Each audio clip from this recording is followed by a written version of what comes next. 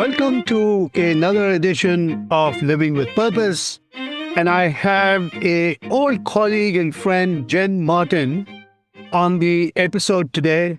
She's also just published her book, The Creative Way Forward, which is available on Amazon and Barnes & Noble.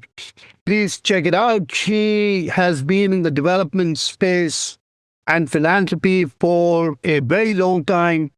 And she's also been a colleague of mine at the University of Washington at the Evans School, teaching on leadership. So please join me in welcoming Jen.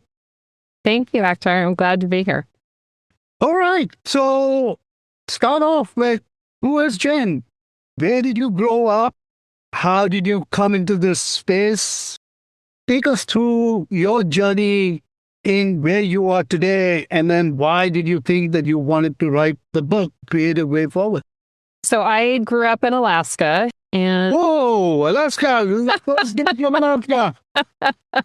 In Fairbanks, Alaska, so right in the center of the state. But Anchorage, it's Fairbanks. No, we're deeper in the state. And I usually get that reaction, less so in the Seattle area, but when I was living in Chicago, that became more of a reaction. When you think about the path I've had, which has been very winding, much like yours when you think about all the reinventions in your career, I think there is a part of me that was shaped not only by living in Alaska, but I had this passion of reading the Choose Your Own Adventure books. I don't know if you remember those. So that's for those listeners who may be a little on the younger side or haven't seen the reincarnations of those, but it's when you're basically the protagonist and you get to choose how the narrative unfolds. So if you stay where you are, you go to page 28. If you take a different turn, you go to page 36. And I would stay up late at night reading these books because I was so curious about all the different paths. So I would back up and take a different path to see how it would all go.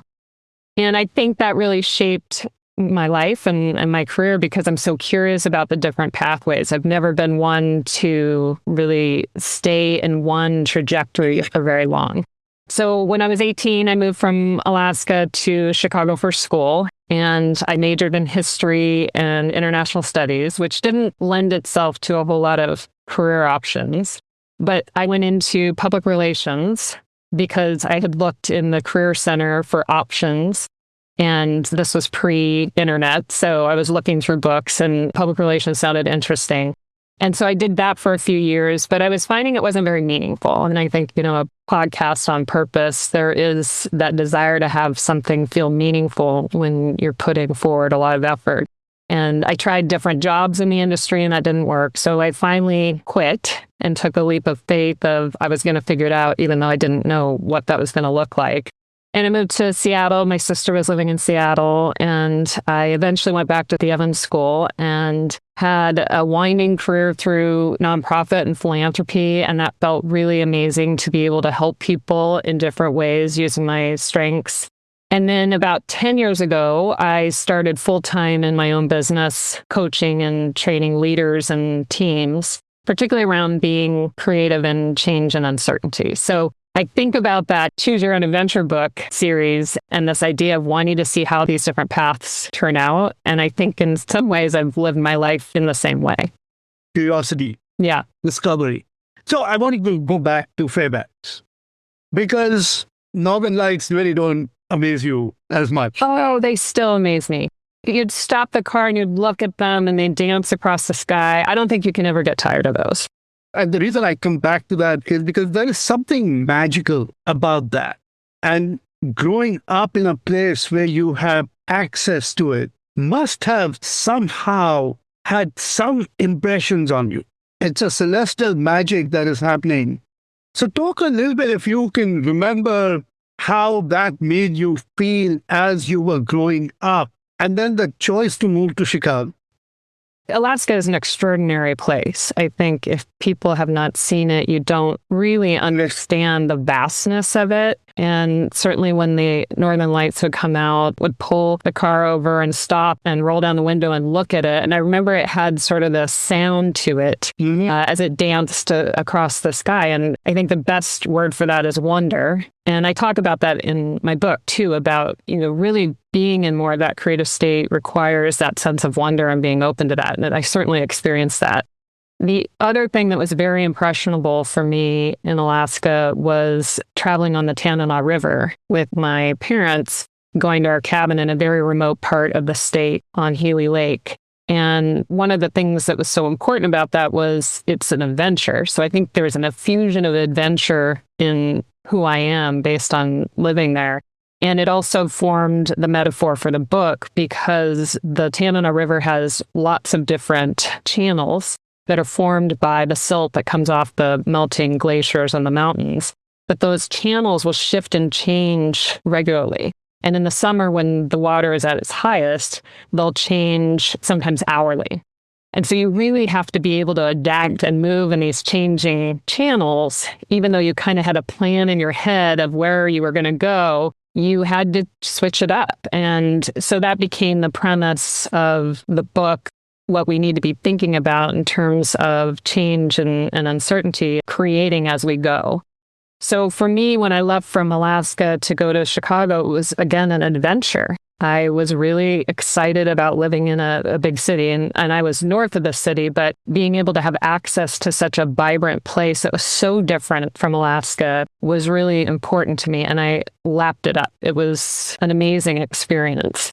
And I do think Alaska shaped me for that, of being able to take risks, to be able to want to have that adventure. Talk a little bit about your parents. Like, why were they in Fairbanks?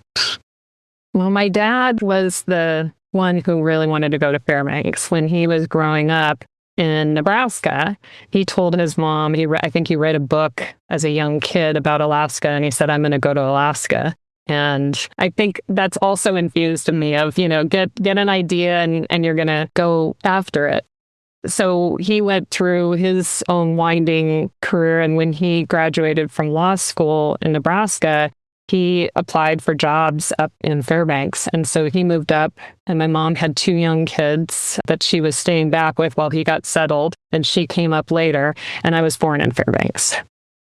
This notion of adventure, this notion of curiosity, but this other word which is the title of your book is creative. And of course, the books that you were reading and the journey is really an internal act of creativity because it's a visual journey, because you're imagining things in your mind. So talk a little bit about the importance of creativity and how that has shaped you. Yeah, I think it's an important piece of not only my life, but I think what all of us need right now. There is the distinction I talk about in the book of being creative versus reactive. And uncertainty makes us as humans generally reactive because we're perceiving it as a threat, because we crave certainty. We want to know what's going to happen. We want to know that we have the right answer. We want to know that whatever choice we're making is going to work out. And that just isn't the case. And especially right now in the world with the level of disruption and uncertainty, we can't be in a reactive state because there is no path forward in that. There's no ability to come up with solutions for us, for others, for our communities. And so for me, it's how do we build our creative capacity to be able to navigate that uncertainty and those disruptions. And that's the premise of the book, of these practices and tools that help you stay in that creative state. And even when you slip into a reactive state, which is going to be common, how do you bring yourself back to be in that creative space? And so it's about a mindset, but then it's also, so it's the being part of it, but then it's also the doing. So how are you coming up with ideas? How are you moving forward when you're fearing what's going to happen? All those together is the premise of it. So your appreciative inquiry is sort of Srivastava and David Cooper Ryder wrote about in the, from the Case Western Management School, where they essentially talk about creating solutions rather than solving problems. Yes. And how do you flip your mind where you're actually more looking at what's best in you rather than fixing what is not working in you. And you're kind of projecting that same approach with what you're talking about in the creative way forward. But to me, it also seems that's been your journey of not necessarily solving a problem, but actually seeking solutions. And that creative way forward, and I love the metaphor of the river that you just mentioned as to how it continuously finds new paths forward. And in doing so, it is actually creating. And even when those paths disappear, it leaves behind not destruction, but elements for creativity. Yeah. Because life comes from that. So in some ways, it's a great way to kind of think about when you as listeners are on a journey, look at it from a creative way forward. And as you move, leave behind things that will actually generate future life. Just such a wonderful way of how you're framing how you experience life. So here you are in Seattle, and then you went to UW, and that then got you into the public sector, nonprofit philanthropy space. So talk a little bit about that. Yeah. So when I left Chicago, I went to Seattle and I was trying different jobs. I was thinking about human resources because I knew that I wanted to do something in the human development space. I had had glimmers of that in college, and I wished I would have followed that more strongly. It's like you get these clues along the way, and sometimes we're not really open to them or paying attention to them. But they were coming back to me, and I was getting pigeonholed into public relations because I'd worked with large companies back in Chicago, really big clients, and so people were seeing only that on my resume. So it took a little while. I got an interim job, and then I went back to graduate school at UW. And I initially had signed up for the Peace Corps combination with the Masters of Public Administration with a focus on org development. And I met my husband, and he was wonderful, and I wanted to pursue that. And so I thought, well, the Peace Corps will always be there. So I went back into the traditional program. And in the summer between my first and second year, I was able to work in Romania doing organization development with a nonprofit there. And that really shaped that next trajectory. So I worked with a number of different organizations throughout my graduate studies where I would do applied work, and then worked at the YWCA for about 5 years on leadership programs and youth programs. And then I moved to Seattle Foundation, where I was both helping philanthropists think about how they wanted to support community and also doing strategic work as a foundation in partnership with communities, really supporting the change efforts that they were wanting to create. So, some of the lessons here is how do you keep your mind open and how do you actually let things come to you? You mentioned Peace Corps. I mean, I'm a great fan of Peace Corps. Unfortunately, I never went to Peace Corps because I grew up in India and this was nearly not. But every single person that I've met, and I've met a lot of them that have gone through the Peace Corps, have just had this incredible experience that has shaped their life. And for younger listeners out there, if you're ever considering doing work that gives you exposure to the world, in a way that you will never experience, Peace Corps is a way that actually gets you to taste the ground that you walk on, rather than just walking on a different ground. Because it immerses you into the local culture and the local community in a way that you will never otherwise ever get to do it. So if you get that opportunity, take it, because it is something that will be completely transformational. And people who've gone through the Peace Corps have become CEOs of companies, have become public leaders, have become artists, have become technologists, and have just gone into a variety of roles. So in some ways, Jen, this notion of discovery and keeping options open is very important. So talk about a little bit now about what got you to write the book. Well, to that point about, staying open and it is emergent. I mean, when we think about strategy in our organizations or when I'm coaching leaders, it's staying open to the emergent possibilities as well as trying to shape that. And I think that was also at play when writing this book. So the book has been its own journey. And I had an initial idea when I was going through a pretty significant transition in my mid-20s when I was needing to leave that career and find a different path and moved and left a relationship and all things that were happening right then.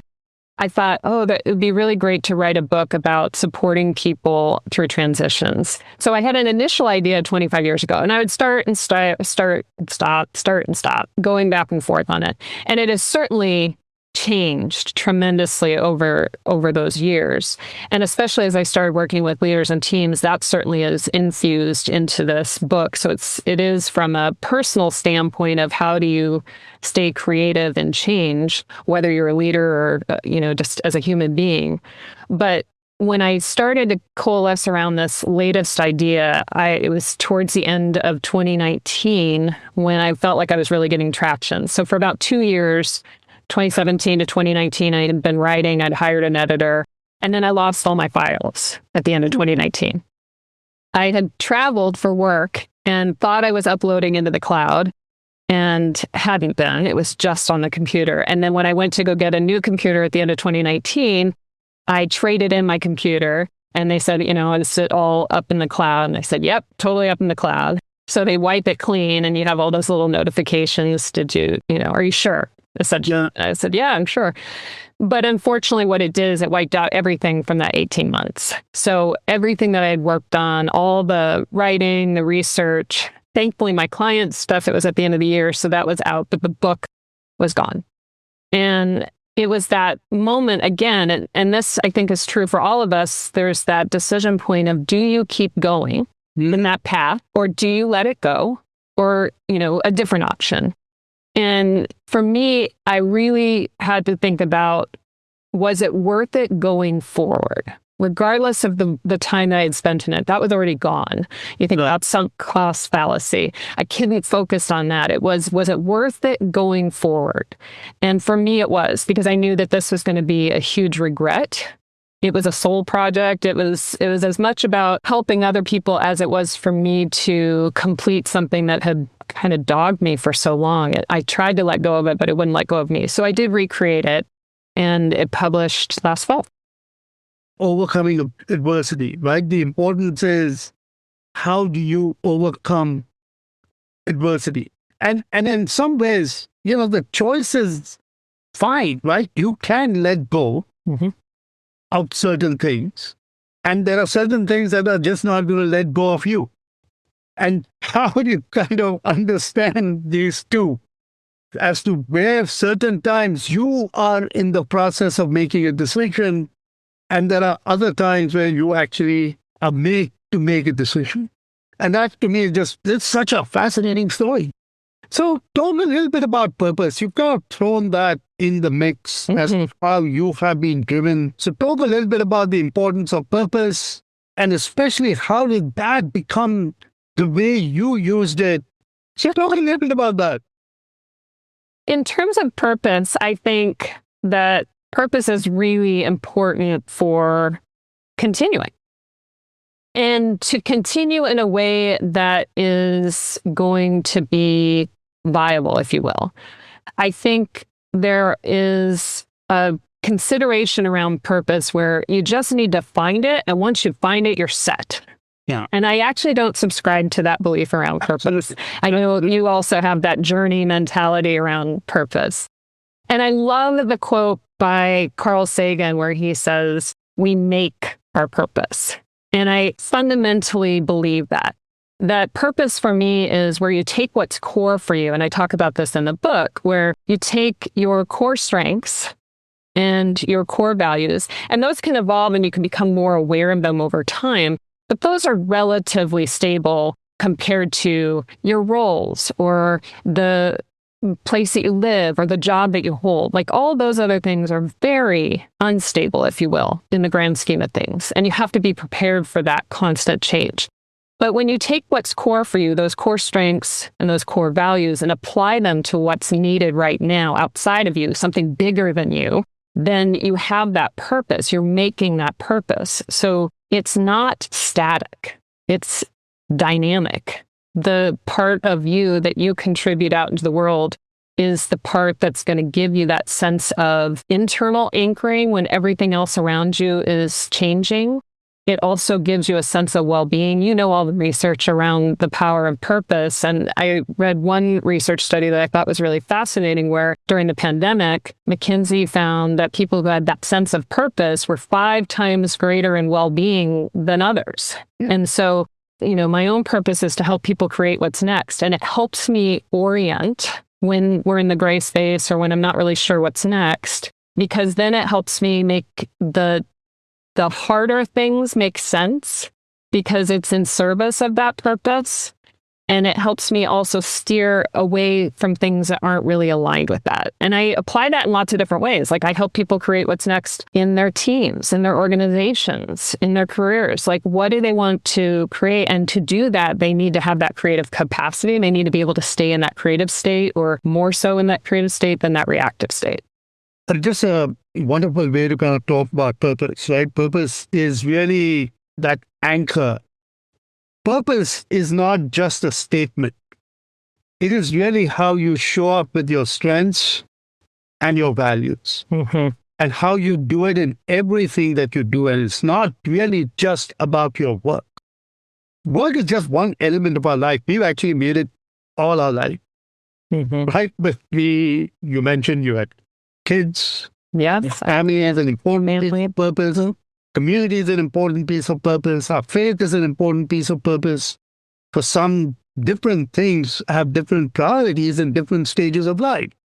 And it's more about showing up with your strengths and values. And it's again going back to this term, the creative way forward, because it is really about not solving a problem, but actually trying to find solutions in a way that goes beyond just impacting yourself, but it actually extends the common good. So let's end by you giving us your one golden nugget, a piece of wisdom that you would like to share with our audience. I would say, especially when we're thinking about purpose and the podcast focus, to not feel that your purpose is going to look the same across your life and that you have so many different ways of showing up in the world that are going to utilize your core strengths and your core values, but how you use those and in service of something bigger than you, whether that's, personally or professionally, that can change over time, and not to get stuck that you have to find the perfect quote unquote purpose in order to feel fulfilled. We are on a journey. I know you've talked about this, that purpose is a journey. And I think that metaphor is important because it makes us focus on the process and the journey as opposed to the destination. I love it. The destination will continuously change, but the journey is what you should experience. And again, coming back to this notion of tasting the ground that you're going to walk on is really, to me, extremely important because that allows me to embed myself into the culture and the context of the community and the place rather than just reaching the end.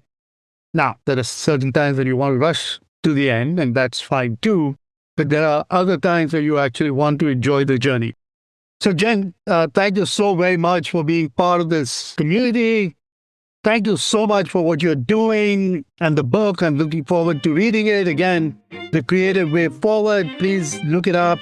It's on Amazon and available at Barnes & Noble. Support your local bookstores and check it out there. Yes, go to your local bookstore.